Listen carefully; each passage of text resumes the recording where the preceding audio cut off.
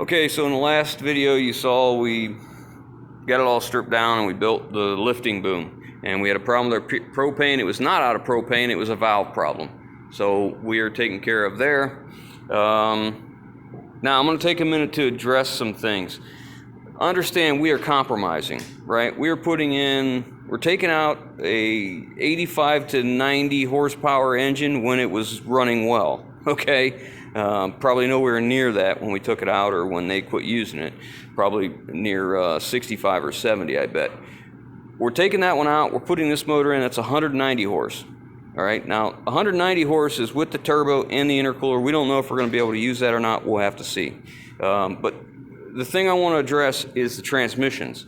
I understand this is just an automatic transmission, and the ratio, the first gear ratio, which is what we're going to use, is only going to be 342 to 1, I believe, is what this is.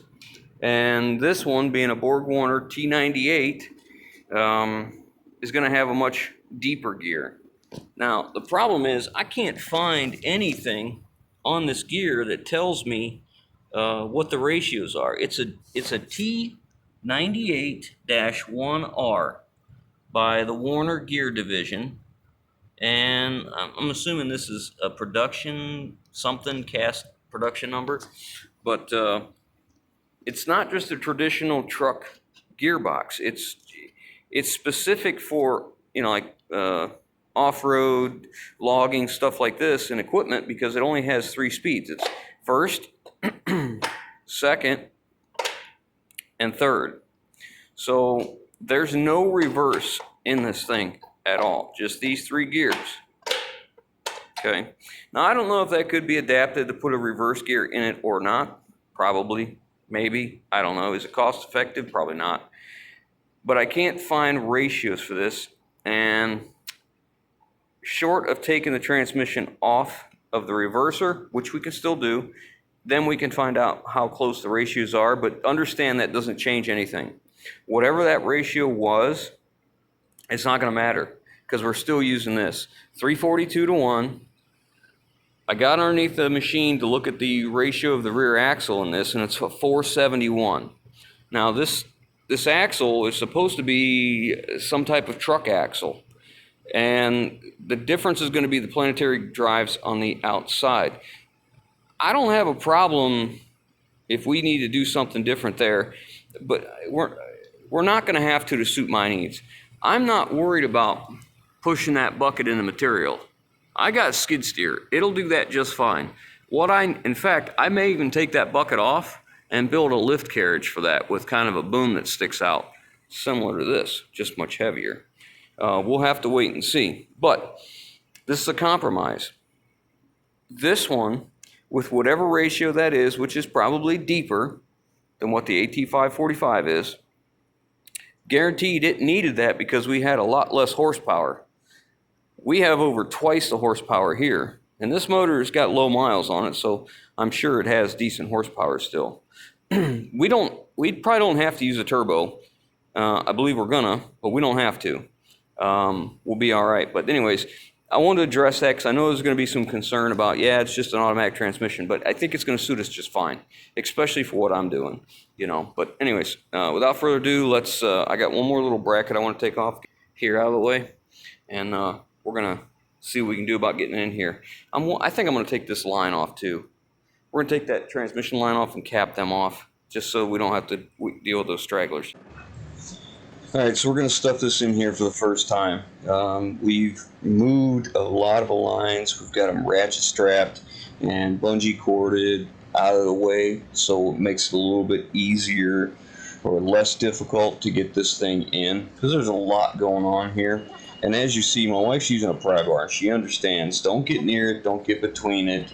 If you got to move something, get a pry bar. Don't stick your hands in there. And, you know, if something needs to be done, just stop me and I'll come out and see what we need to do. This is going to be the first time of many going in and out. There's a lot of things that are going on here, like on the bottom of the hydraulic tank is right above the transmission. Well, that's where all the suction lines and return lines come off plus the 2 fuel lines to the tank, which is right behind it for the fuel. So there's a lot going on here, and I know we're going to have to reroute a lot of the hydraulics, and I'm plenty okay with that. The big hurdle to get over right now is engine placement. I need to find a happy compromise where the engine is going to sit well, and it's going to be in a good spot where I don't have to modify the frame, I don't have to modify the radiator, I don't have to, so on and so forth. There's compromises I'm going to make where I may not like something as well.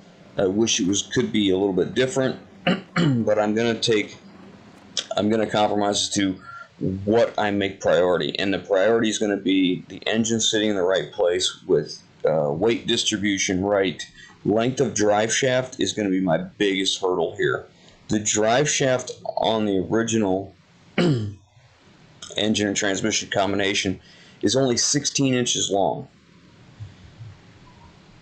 This transmission is almost identical in length to the previous setup. Of course, the engine is much longer. I don't want to stretch the frame if we don't absolutely have to. If I have to, that's what I'll do. But if we can avoid it, that would make things much better, much easier, much faster. But these are the things we have to overcome. Right now we're fighting the hydraulic valve. That's where the line was I was tightening up, I showed in the last video. That valve has lines coming out of it, and each one has a hose that goes either side. Well, in order to get a fitting on there to go to 2 hoses, you have to step one in a different plane than the other so you can actually twist it on there. And that's causing us all kinds of grief right now. There's a hydraulic filter that's in the way. Regardless, there's a lot to work around. What we're seeing now is we're kind of looking around the first time just to get a good idea of what's in the way, what's not in the way, what's the best way to do this, what do we need to remove to make it easier to set the engine in there and still be able to get what we need in here. So here in a second we're going to pull it right back out, and I'll show you what we need to take out and remove.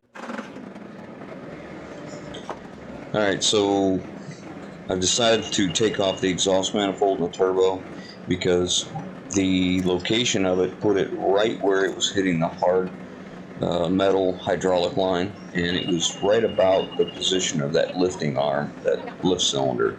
So we're going to be flipping that upside down so that it moves the turbo forward and higher. So we took that off and we moved some other stuff and from underneath. So this is going to be the second time we try and put it in there, and again, this is trial and error. It's going to be back and forth, back and forth.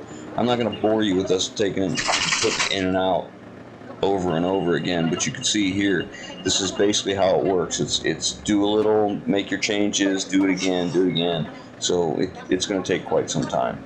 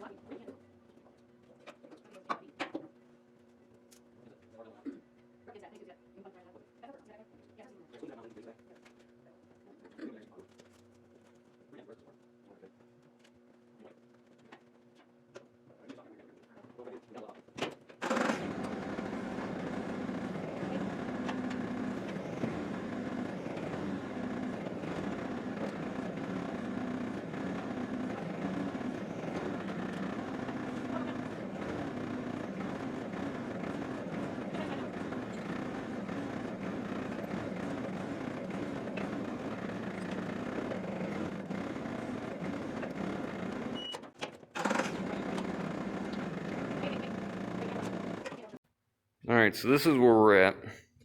The engine is sitting down just a bit in the back, so we'd like to bring that up. This also needs to come up because we're sitting on that cross member, and we need to at least get the rubber mount that was in the bottom of this, which is about 1/2 inch. And we're actually sitting, let's see, like this a little bit. So we're 2 inches off center, left or right. And in order to come over this way 2 inches, I'm either going to have to come up a little bit, lose the air compressor, or cut this out and, put something reinforcement back in to go around this air compressor. The best thing, the ideal thing to do would be just lift it up and move it over, because we have room in the rear. But we are fighting the valves and the fittings. There you go. You can see right here, we have those lines that I thought were going to be a problem. Yeah, they're definitely going to be a problem. So what they do is they come off of the valve. They come off the valve with an extension, and off that extension, then they put a T, and then they run 2 lines, one to the left, one to the right, because this is for the loader. For the lift cylinders, for up, down, and then the bucket, tilt, and roll. Dump and roll back, or however you want to look at it, doesn't matter to me. So I'm thinking if we can take, it's hard for you guys to see this because these lines all in the way, but if we could take these adapters out, bring one hose out for each one of them with just a straight 90, and then say bring it up in this area. There's already a plate here.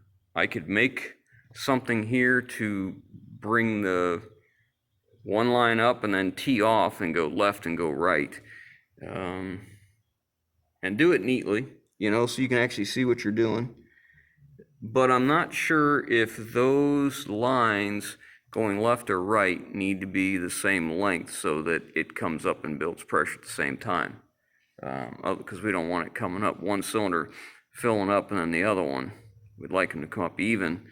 So I'll have to check with CE on that, but regardless, I could bring it up here. This is a hydraulic tank here. So if we made something to come off of this that bolted into place and maybe bent in like this, where or even flat, I guess, we could mount a bunch of stuff there. That might be a good idea, or at least an idea, because there's 4 lines right in there, and I think that would help us get our clearance, because then we could come up probably another, I'm guessing 2 inches, and 2 inches would be good, because 2 inches would give us an inch in the back, because if you can see this, we're about an inch different front to back. So 2 inches would give us an inch in the back plus our mount, which would get us level. And that in itself, bringing us up an inch, really isn't going to help us here. Not going to help us here too much. But that's about the best we can get. Now, I don't have to have that air compressor. I just thought it'd be good to have that air compressor on this machine, so if I have to air up tires on a truck over there, I'll have a tank and a compressor there. I don't have to fool around. So if I can keep it, that'd be great. Now, I could come in here at an angle and just notch this out and then add a piece of C-channel or truck frame in here to reinforce it. Come back just enough to get us our clearance. Don't take all the webbing out, just take some, and then just lay it in like so to get around this. Of course, I'd want to do it in a roll. I don't want to do it in a, I'd like to do it kind of like this. I really don't want to do it in sharp angles and create a spot where it can crack. So that's another option, but the hydraulic pump, it's short, but I think we're okay. And as far as the radiator goes, it comes out past the center of this 2 inches. So we're really close. Now I may just use an electric fan inside that shroud of the radiator, and it wouldn't be a big deal because we already have the control for it. right here. And this amperage, if you're doing electric coil, what's running this is strong enough to run electric fan. I mean, I'll make sure it's on a relay, of course. So that works pretty good. Now for the drive shaft. So this uses those wing style U-joints, and this drive shaft from yoke to yoke is 16.5 inches. And for what we have under here, all right, let's go under the backhoe.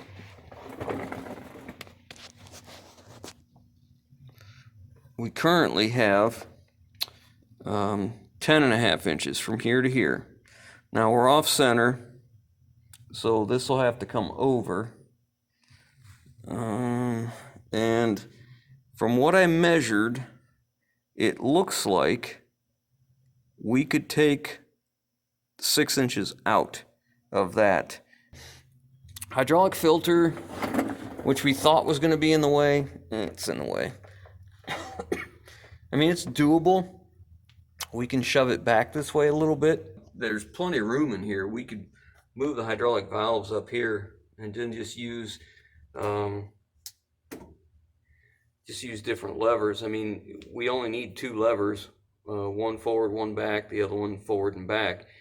I could just bring that valve up here and just build a cover for it and get it out of there and make it simpler and much easier to service. You know, again, this is about making this the best machine for me. It's not about, you know, going to the Dynahoe dealer and getting parts for it, because those days are long gone. It's not like I'm preserving something that you're gonna keep going. This is something I need for me, so I'm gonna build it like I need to. So, and I don't really care about that single stick. That doesn't mean nothing to me. I can work two valves just as easy. So we're gonna explore that idea of moving them valves up here. That's a pretty heavy plate. It looks like, is that 1/4 inch? That looks like 1/4 inch plate up here that the steering column's mounted to. So, all right, let's entertain that idea. So the next step is going to be pulling the Cummins motor and transmission back out and pulling apart more of a Dynahoe. I think what we're going to end up doing is redoing most of the hydraulics. We're going to get this sit in here the way I want it, and we're going to adapt the hydraulics around it. And I think it's going to be a much better deal than trying to figure and push and twist. It might cost me a fair amount of money in hoses, redoing, but they need done anyway, so it's not the end of the world. It's just the difference whether they're the same length or they're shorter or longer. So in the big scheme of things, they'll probably average out. Some will be a little bit shorter, some will be longer, whatever. But we're going to take that valve loose and we're going to move it inside that firewall. That's going to be very, very helpful. So that's it. Let's get it out. We're going to need to put a kick in this. So CE has the ability to put a bend in here, and if he's watching this, he'll be able to see this. This right here has space in between the frame, and I need to turn this and put a kick in here so it hugs the frame. Of course, it's already coming at an angle like this, so it'll have to kick back this way to come this way and then back this way. I needed to snug this frame rail as possible because my starter's getting close right there and hitting.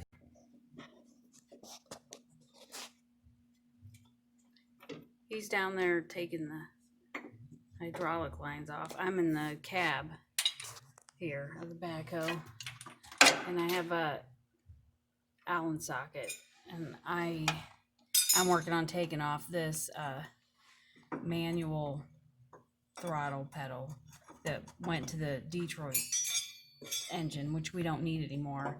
And it has a cable that goes to the back that you can control the back. And you control the throttle front and back.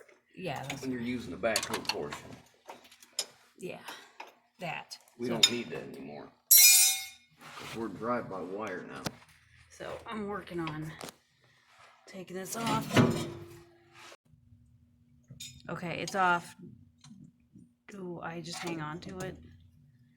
Now, you can unhook it from that cable. Okay. See how it's got a little set screw in the end? Get a small pair of vice grips, and actually get 2 pair of vice grips. We'll get it out there. Okay. Man, look how easy it is to get to it now. And I still can't get a wrench in there. So we'll get it off. We're gonna go ahead and take that fuel line off there too, this bad one here, and get something else in place. Just about off. We got just the pins for the valves for the controls. That's all that's left. Then we can unbolt that and take it down. Well, he got the valving off, but I mean, look how tall this is. I mean, that it took up a lot of space, and that's why when we were trying to get the engine in there, it kept constantly bumping one hose or another, and it was definitely in the way. He's taken off the old gross fuel line. It's looks kind of chewed up. Yeah. Look at all the hydraulic lines over here we've taken off so far. These are all of the hydraulic lines that he took off, and we didn't realize this big giant one was over here leaking all over the floor, but we'll get it cleaned up. We just didn't realize we were moving on to something else and didn't look over here, so. But he's in here scraping some of the gunk off of those brackets. We're gonna take the brackets off. Yeah, I'm gonna torch these off, so I gotta get a bunch of the oil off of here, and we have to clean this up real good so it doesn't catch fire. Yeah. But we'll have some fire extinguishers handy. Yeah, that's for sure. Yeah, because hydraulic oil can get out of hand pretty quick. But I'm gonna try and just torch these off. This one here is welded onto the bottom of the C channel. I'm not gonna cut it under the frame. I'm just gonna cut it off flush. Same thing with these. I'm just gonna cut them off best I can, because our transmission mounts, if I'm thinking correctly, are gonna be in this area right here. So these will be in our way for sure. Plus we got to get a hydraulic filter in here too. So it's gonna be full.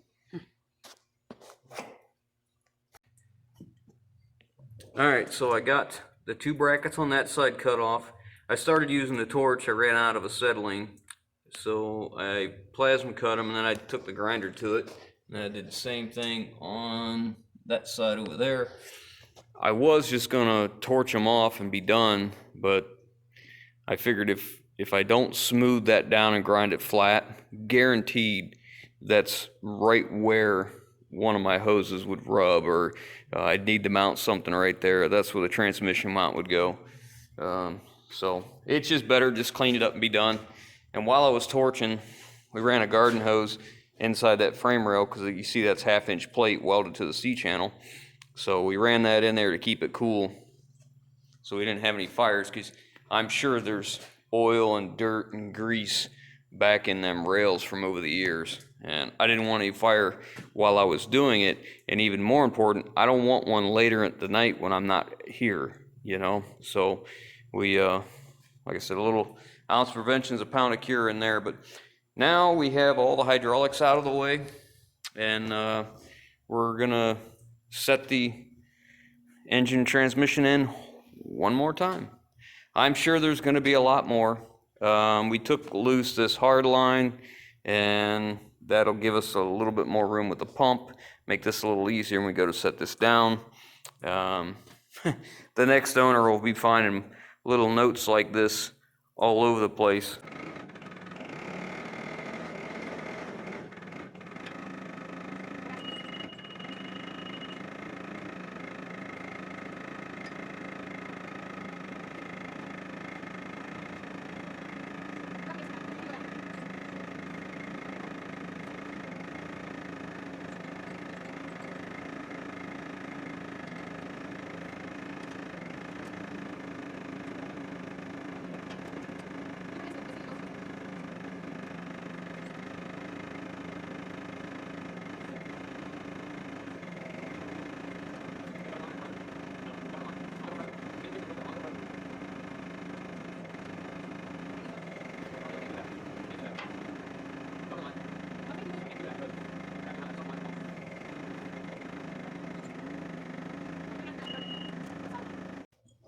Alright, so here's the problem with the air compressor I was talking about earlier. I just don't have enough room.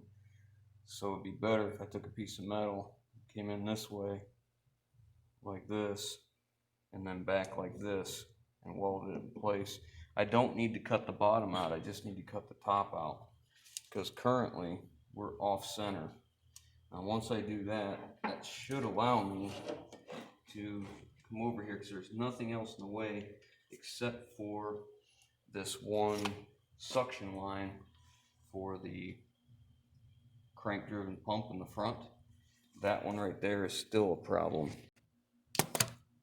All right, so this is the suction line right here, and for that main pump, and it's hitting the dipstick tube for the transmission, which we have to replace anyways. I'm okay with that. We could go around that, but it's also hitting the bell housing down here.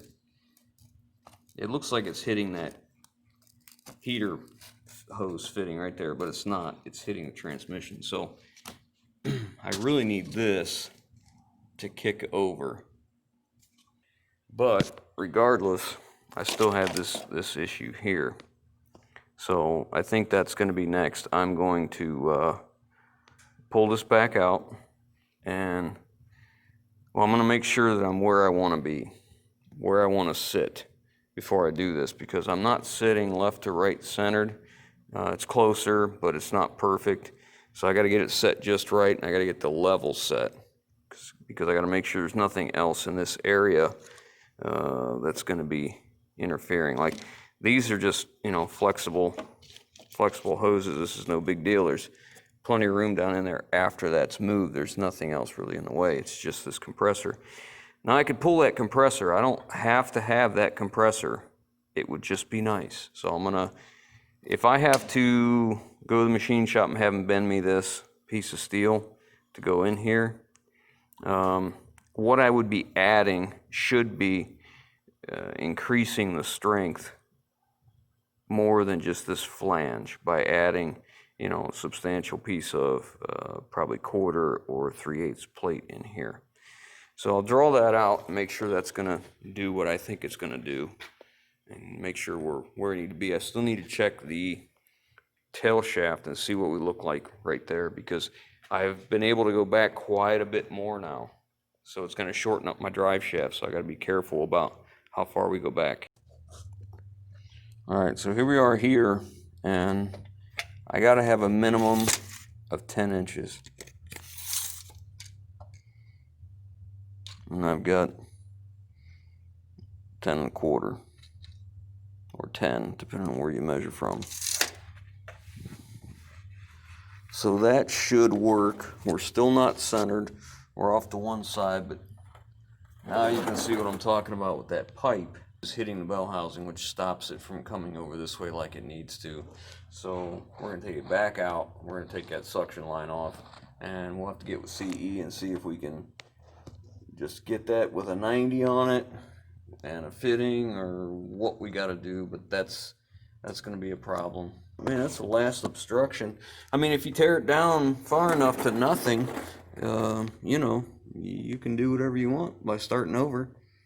So I've got it set in place kind of where we want it. We're slid off to the side a little bit here, but front to back is what I was looking at. And here we are with my radiator. Now, I am cockeyed now because we're working with the U-joints and the pinion yoke on the differential, and I needed to move it over a little bit. But I wanted to set the radiator in to show our clearance so that I could start getting some measurements. We're okay. The option, I have several options for a cooling fan. I can do away with this. I can go to a standard Dodge pickup pulley, which may move it up higher, get it closer, smaller fan, get it more centered in that shroud. This is the easiest hurdle to get over right here of the ones I'm facing right now. I could do away with a lot of the shroud. We don't have to have the shroud the way it is, but we have options. I'm not concerned about that. So far, now I have it shifted, but we have set it in a way that I may not need to clearance this frame. If I don't have to, I won't. when I explained that earlier, I guess what I should have explained was, if I do clearance this and I take metal and have it bent like this, it's going to go from the top of this and stick up just enough that we can get our bead of weld all the way around it. I'll have it stick up here just slightly so we can get a bead all the way around it. And it will go all the way down to the bottom flange, way down to the bottom, and be contoured to fit that. So whatever material we're taking out, we're adding twice as much to strengthen it back in. I don't want to plate the whole thing on the inside because we need this room in here for some components. You see how it was plated there.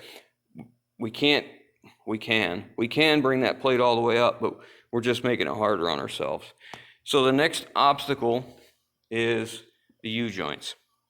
So yeah, this is where I'm at a standstill placing the engine until we get this figured out. So let me show you what we got. Got the yoke off. I use that Tiger Tool yoke puller. It is basically a hardened pin. Comes across with a threaded hole in the center for a forcing screw. 2 hardened steel caps, 1 for each side, that have holes in them that are slotted.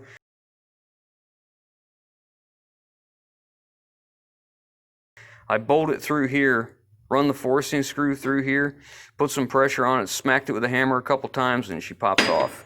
So that worked out. What I found was it is a 1.365 tapered shaft. 1.365 is out here at this end, and it's got a 3/8 keyway. I cleaned it up because I was looking for part numbers.